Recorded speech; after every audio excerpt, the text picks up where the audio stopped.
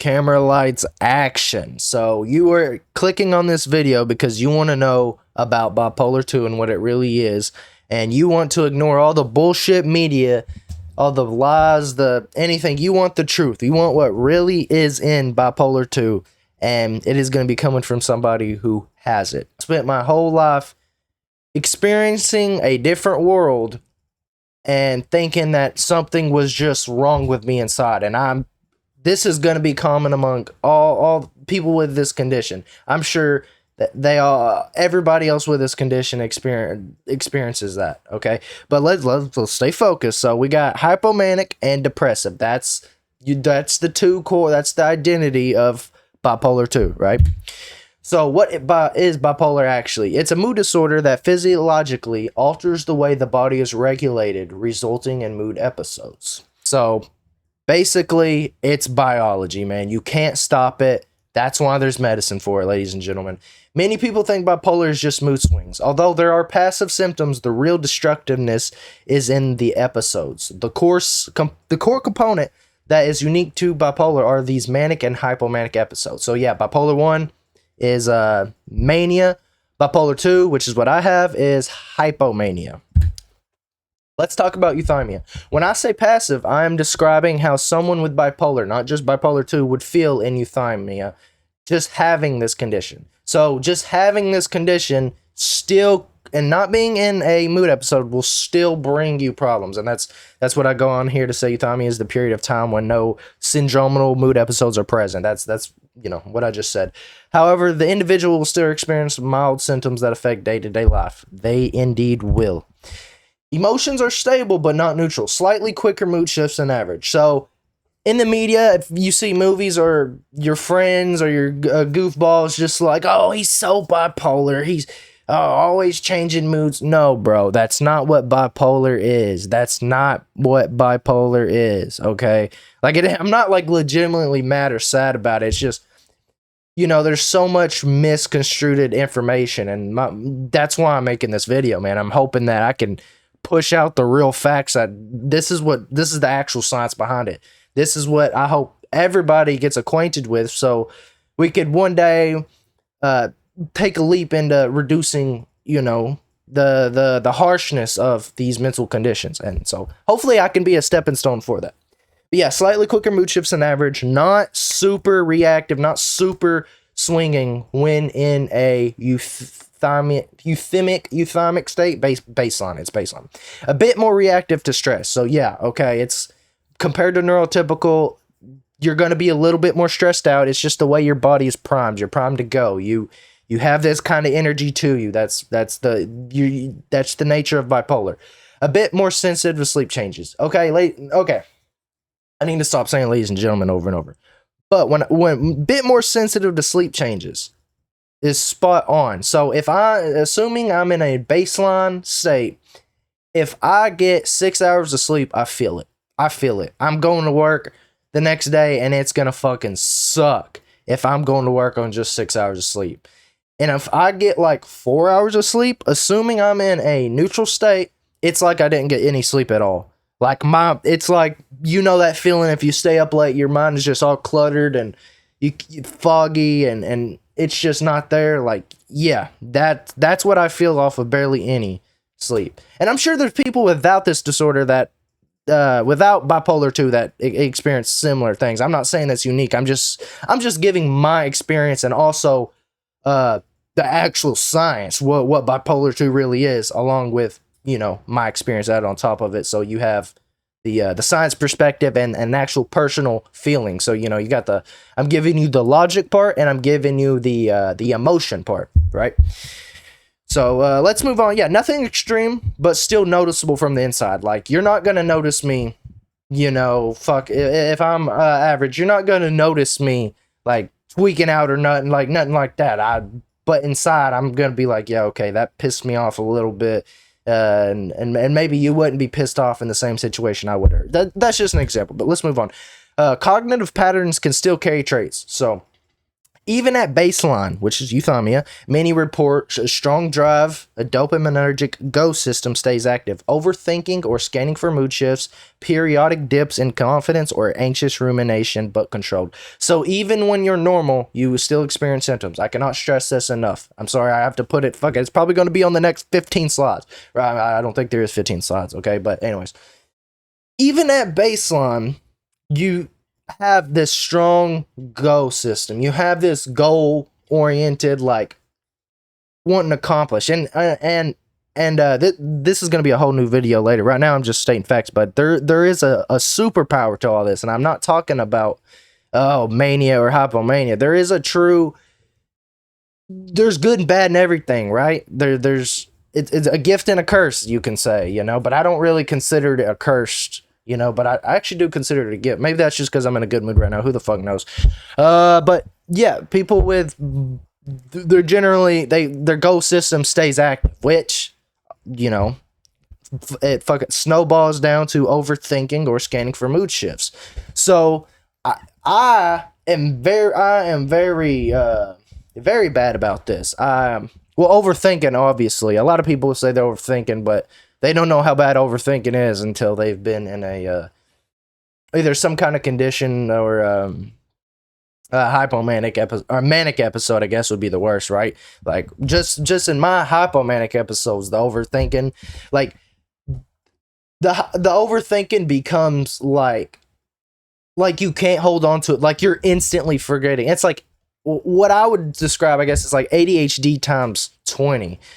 Not just 10, 20. It's like sometimes I would go to start saying something and just instantly it would just fall off. Like it's not, it just makes no sense. It's like confusing. It's mind boggling, really. At the time you're like, what the fuck? But yeah, overthinking becomes a big thing when you're actually, but this is just during euthymia. So this is just a mild level of, okay, let's stay on track. This is a mild level of overthinking, right? Or scanning for mood shifts. Let's go back. Scanning for mood shifts. So I do that a lot. I constantly, if I get this sad feeling, because even at normal, you do get intense feelings. If I get an intense feeling of sadness, a lot of times I'll be like, oh, is this a predecessor for depression? Or, I'm feeling kind of amped up, which honestly, just being self-aware right now, I do feel kind of amped up.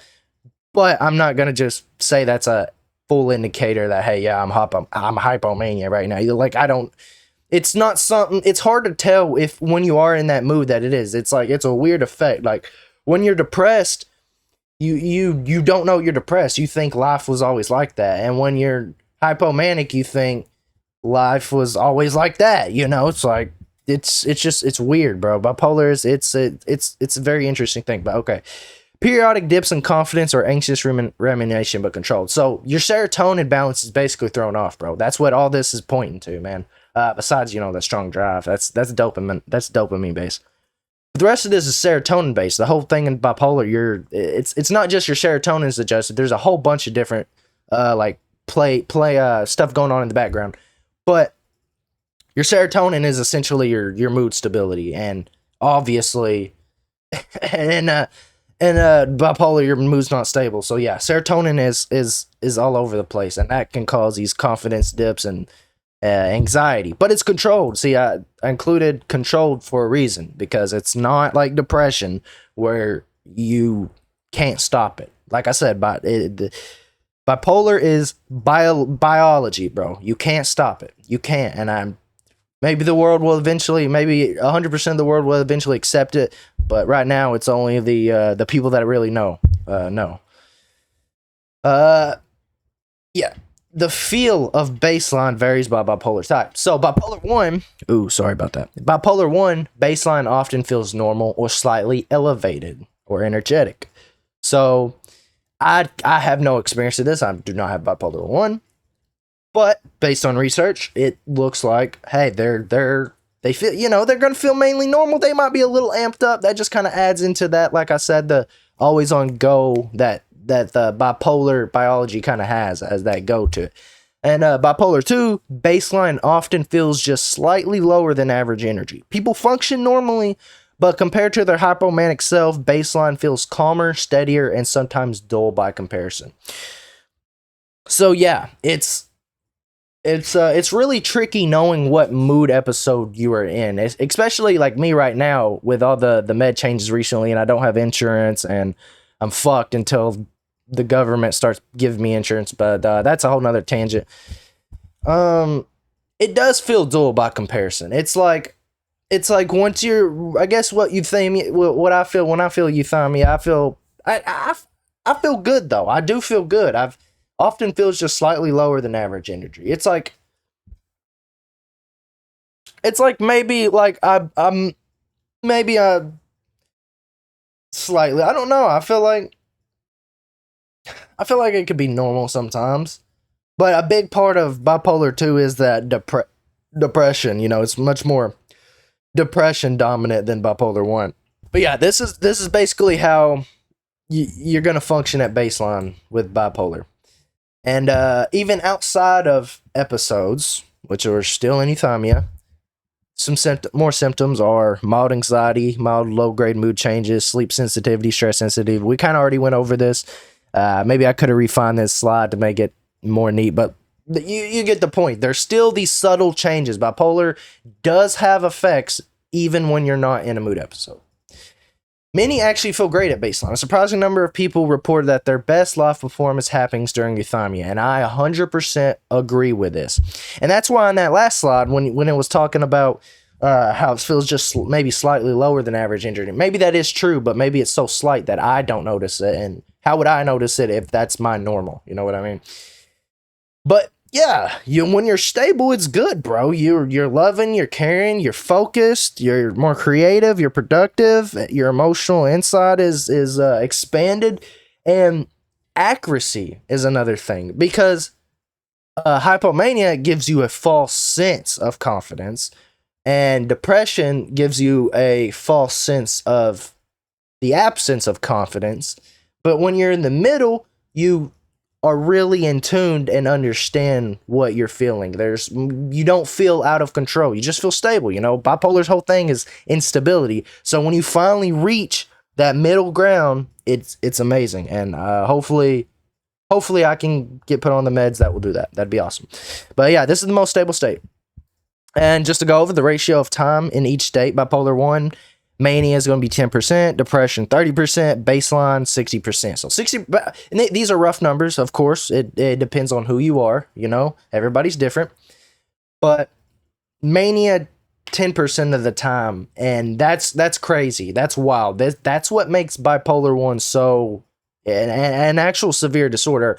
I'm sure their severity differs among individuals, but on average, bipolar 1 is quite severe, unmedicated, because of that 10% mania. Imagine how 10% of your life you're feeling like, and I don't want to pretend like I know you're feeling, because like I said, I don't have bipolar 1. If anybody's watching that has that, but I'm just kind of using a general analogy, example, whatever you want to call it.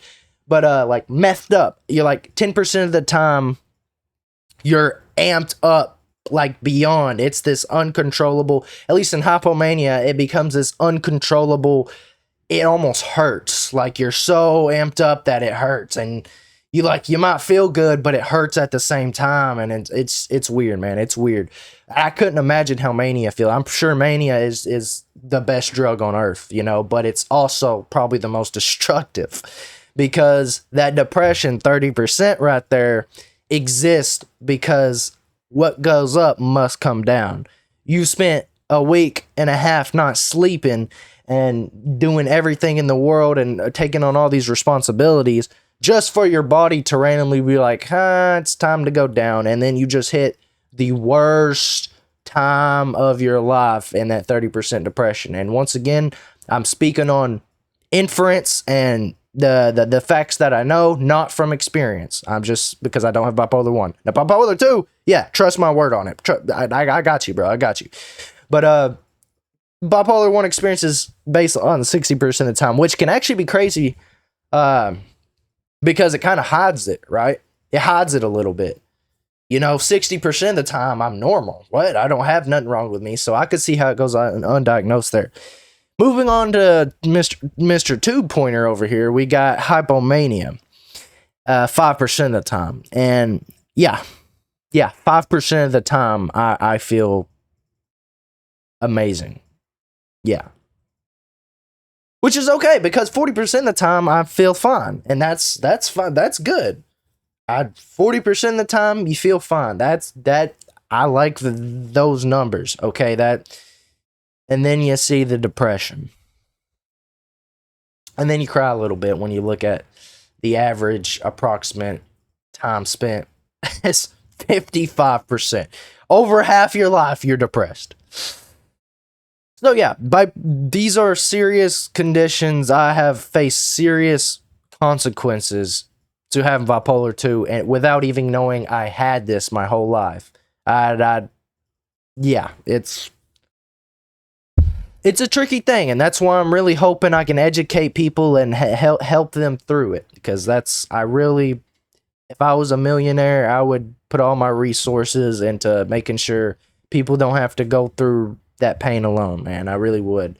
But to sum it up, a person with bipolar disorder during euthymia feels like themselves, has a stable mood, has normal energy, feels like you can predict yourself. I italicize that on purpose, because that is a big component I noticed, man.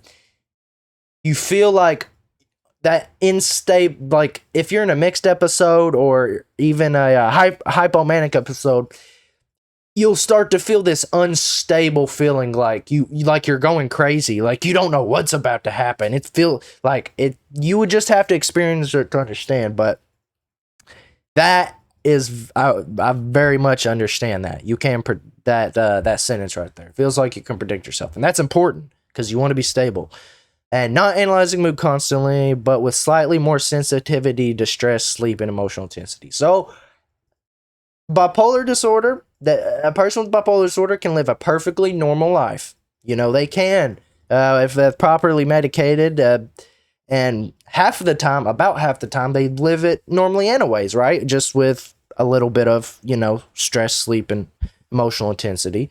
But hey, at least you're not in a mood, I can live with that. But now, everything feels a bit turned up. Hypomania is not extreme mania. It's subtle but distinct, and subtle is kind of exaggerated. It's a little less subtle than subtle, but it is definitely not mania. So on the emotional side, your mood is elevated or fast shifting. You feel on top. You feel really good, man. You feel really good, or you're just you feel unstable and you can't predict yourself, like I was talking about earlier. You feel more confident, charismatic, witty, 100%. You feel like you could walk into anywhere, anytime, and you could strike up a conversation with a stranger, no matter how much of an anxious person you was like a month ago. If you're hypomanic now, you're chilling. And by the way, disclaimer: people's experiences are different. Okay, I'm describing mine. So just because you have, you experience hypomania, it might be different. I'm just trying to put science on the screen while also explaining my experience. These are just the general symptoms that most people, for the most part, report. Okay, that's just cleared up. Small things feel exciting. Yes, your dopamine is going crazy. It doesn't matter what it is. It's interesting. You're ready for it. It's awesome. I'm having a good time. Annoyances don't register stress strongly. You don't care. You just brush it off, or they irritate you faster. And right here it says depends on subtype, which I think just depends on it. Sometimes I notice in a hypomanic episode, it is an irritated kind of feel, especially in mixed episodes. It's an irritate, but that's a combination of other. Okay, getting ahead of ourselves. Now on to energy. So more physical energy. Yep. Restless, but it feels good. So it's not like, I hate how I'm moving around. No, bro, you're like, I don't know what all I'm allowed to say on YouTube, but in the past, I have done cocaine, right? And it is essentially, hypomania feels like cocaine, but not as good. And higher chance of being irritated. Bingo. That's how I describe it. Body feels lighter, quick charged, 100%, need less sleep and don't feel tired. We've kind of already talked about that, but yeah, that's how your energy is. Thoughts, more distractibility or hyperfocus if some interests you. So yeah, on this part, you are more distracted. Like your brain becomes this thing where it's like, it's almost like a loose feeling. Like you can't really hang on to a thought because it has so many interesting other thoughts. So why would it hang on to that it forgets? And then it's just basically stumbling over. But if you get interested and the stars align, which it's not that hard for the stars to align. Like an ADHD hyperfocus is a bit harder to achieve, and hypomania it's not. Okay, if you like it, there's a good chance you will hyperfocus into oblivion. Okay, and you will fucking get that thing done, and you will be the best. Okay, that's just the mindset it puts you in. Quicker thought speed, 100%. Ideas connect faster, easier to start project, harder to slow down thinking at night. Behavior, more talkative, increased social confidence, spending more than normal, more risk taking, more productivity in burst, which it's saying it's inconsistent. So, okay, I'm going to explain all these. Sexual drive often increases. So more talkative, obviously you're more talkative. So in hypomania, in my experience, I feel like a pressured, it's like this pressure, like kind of in your back and in your chest at the same time. It's somewhere in the middle there. That pressure is just constantly like forcing you. It's like it really wants, it's making you talk. It's like, it's not like you thought about talking. It's like, it's already going to happen. Like it's on autopilot. Increased social confidence. Yeah. You have an inflated sense of self. Why do you care what people think if you're, that's just how you think, spending more than usual. Yes. You don't think about that as much. You don't care. It's all going to be good. More risk taking, same idea, more productivity and burst. So that goes into the focus problem. So your focus is scattered. But if you find something that you do enjoy or that you can do hyper focus on, then you are really efficient at it. It's might not always be the most important thing in your life that you need to be working on. Okay, it doesn't choose by importance, it chooses by interest, which is actually kind of similar to ADHD's hyperfocus. Sexual drive often increases. Yeah, you become a horny bastard. It's just how it works. What a hypomanic individual thinks inside. I feel better than baseline, more alive, more capable, more motivated. Spot on. Hypomania feels good. That's the trap. That is the trap. All this good and glamour, all this funny, haha, this good feeling, this I'm on top of the world, I can do anything. Well, that's the trap. Depression. Everything feels slower, heavier, dimmer. This is where we get into depression. Emotional. Low mood, numbness, or irritability. Things feel pointless, even enjoyable. Things feel muted. Muted, I really resonate. That is a perfect word to describe it. Muted. Guilt, worthlessness, or detachment. You feel like you don't have value. I'm sure most people are familiar with depression, and yes, obviously this is a thing that exists in bipolar II. Energy, fatigue. That's my personally least favorite part about depression is the fatigue. Heavy limbs, slow movement, sleeping too much or too little. I actually am too much on the too much side. I've never slept too little, which people are different. Once again, appetite changes. Yes, so I won't eat. I won't eat as much when I'm depressed. It's just like you're up here is down regulated. You don't care as much about your needs. Thoughts, slow thinking, which translates to brain fog for me at least. Hard to make decisions, rumination loops. Everything feels like work. Totally accurate. Everything feels like work. I'm sure a lot of people watching this video can relate to that. Yes, that is depression. It feels like work. Everything, bro, it's not fun. Increased self-doubt, I can't kind of thoughts. Yeah, it makes you a little pessimistic. Behavior, withdrawing. Yeah, you don't want to go around people. There's Why would you? Your brain doesn't feel like there's any point to. Less motivation. It's just you're overall slowed down. So yes, you're less motivated. You abandon your routines. Your environment gets messier because you stop looking after yourself and you start avoiding responsibilities. That's just it's the sad truth that is not exclusive to bipolar 1 or 2. Is depression is a real beast.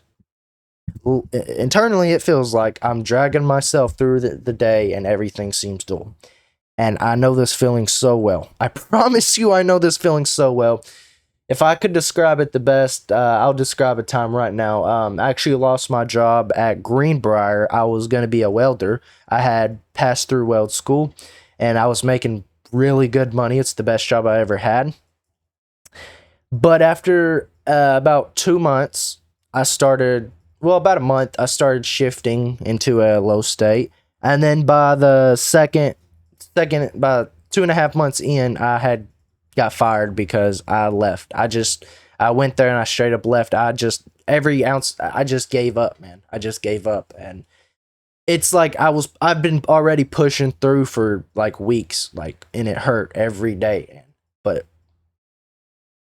it's just, you just live in this fog and you're so detached from reality. It's just, it's horrendous. And I just want anybody who's watching that feels that way, you're not alone, man. It don't last forever. I know how that feels. I promise I do. It's not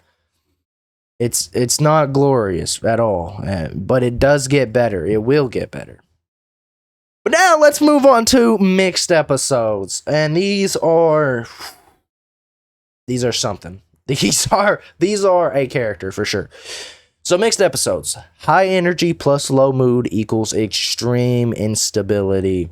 It's the hardest state to identify because the emotions you experience contradict each other. It's like the body loses the ability to stabilize itself for the duration of the episode. Man, do I not like mixed episodes. Man, do I not like mixed episodes. And antidepressants are the... Actually, I believe the antidepressants are the main factor for... Antidepressants are the main causer for mixed episodes, if I researched correctly. Don't quote me on that, but I'm pretty sure that's true. So let's see how a person in a mixed episode, let's see what they experience. So emotionally, a depressed mood. Which, wow, what depressed mood? Why? It's mixed. It should be both, right? Intense irritability or agitation. So that's kind of where the hypomania comes in, right? It's that amped upness that bipolar has to it. Feels trapped, desperate, or restless. Anxiety skyrockets. So the combination of all four of these create the most uncomfortable feeling in the world. I can't stress it enough. Uncomfortable. Painfully uncomfortable. It's not sharp. It's not dull pain. It's just so uncomfortable and you can't escape it, man. You can't escape it. You just have to deal with it. And it's horrible. It's the worst thing ever, man. It really sucks. And that's... most people will never have to experience that, and that's awesome. But mixed episodes are no joke, man. They are not. So the energy, high energy, but uncomfortable, and that's on the easy side. I should have put, but extremely fucking horribly uncomfortable. That's what I should have put. But high energy, but uncomfortable. Body feels overcharged, but you're in a low mood. You feel amped up, but you're like down at the same time, and it's weird. It's weird, and you're restless, pacing, fidgeting, can't sit still, racing heart, tension. It's like all the bad. It's literally like all the bad parts about having bipolar disorder into one episode. It's like it takes all the bad and none of the good from the episodes that you get and just throws you in. You don't get the introspective, like the deep thinking from depression, and you don't get the happiness from mania. You're just in a shitty gray area because That's just the way it works. Fuck, man. That's just the way the mutation developed. I don't know how the bipolar got in our gene pool, but here I am. Thoughts. Racing thoughts that are negative, overthinking catastrophically, impulse to escape the feeling, depressive thoughts mixed with agitation. So yes, your thoughts are racing. They are negative. Understand. I definitely feel that. And this is kind of just all the same theme on the page. Impulse to escape the feeling. Yes. Yes. Actually, I just now read that, dude. That, holy shit. That really encompasses that uncomfortable feeling. It's like, I need an escape. And it's like, you're not even like withdrawing off of a drug or nothing. It's like you're just your body's withdrawing off of nothing. Like, that's what it is. You have an impulse to escape this horrible feeling, but nothing will fix it. Nothing will fix it. And that's it's sad, man. And I know there's people that have bipolar 2 that deal with this shit way worse than me, and I feel so bad for you. And I hope if I could be rich and find you and just make your life so much, I'd buy you everything you want. And man, I just wish I could just help people that went through this, man. It sucks. I know it does. Behavior, snapping at people, you're very irritated. Fast talking, but emotional content is dark. I guess this is saying like mellowed, but fast talking. Like you have that same energy, but it's like melancholy. It's like they're talking fast, but something something's wrong behind the scenes. Yeah, impulsive behavior that goes into trying to escape the feeling. Can't sleep because mine is racing. That part also sucks. But yeah, that's the general behavior. Internally, it feels like my mind is in a dark place, but my body won't stop moving. Very uncomfortable. This combination is what makes mixed episodes especially risky. They are definitely risky. The inspiration for this video is the fact that I have bipolar 2. I want to spread accurate information so hopefully people across the world can more effectively deal with this condition. And look, there's me.